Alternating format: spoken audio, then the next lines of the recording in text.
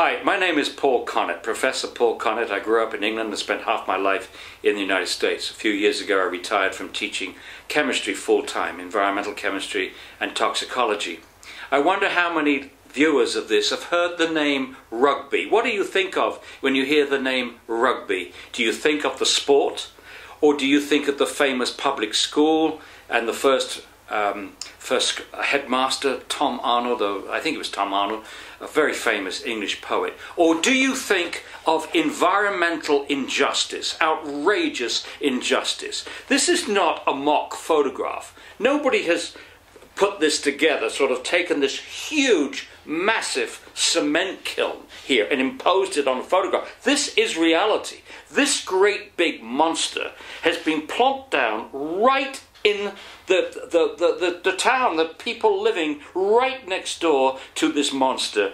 And what you're looking at is something like Victorian England, you know, when the industries first came in the beginning of the Industrial Revolution. You had these industries on top of houses and kids were choking and dying and everything else.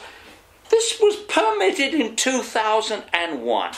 Well, there's two things I would say on this. Number one, the environmental agency, the individuals in the environmental agency, the bureaucrats in the environmental agency that put this thing in, allowed this thing to go in, and that still continue to allow it to operate, should be forced to resign. No questions, they should have their degrees taken away from them. They should never, ever be allowed to regulate anything pertaining to the environment again. To do this, to allow this facility putting out hundreds of, maybe thousands of pounds of pollutants, lead and cadmium, arsenic, all the other stuff from this facility right next to these people. And also the politicians that supposedly are elected into office to represent these people should be utterly ashamed of themselves and should also resign.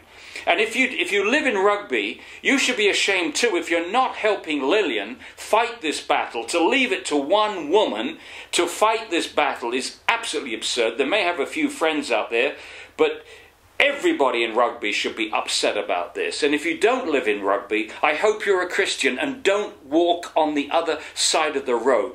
This thing needs to be shut down. It's an embarrassment. It's disgusting. It's an embarrassment for England. It should be shut down. And to make matters worse, if this cement kiln itself, just making cement here, by the way, there's no limestone or coal or anything to justify this location here. If that wasn't bad enough, they're actually planning to import over 400,000 tons of waste, shred it up and make something called refuse-derived fuel, and burn it in this facility. That's going to inevitably jack up the emissions of all the toxics. Enough is enough. Please do what you can to end this embarrassing environmental injustice here in Rugby, England.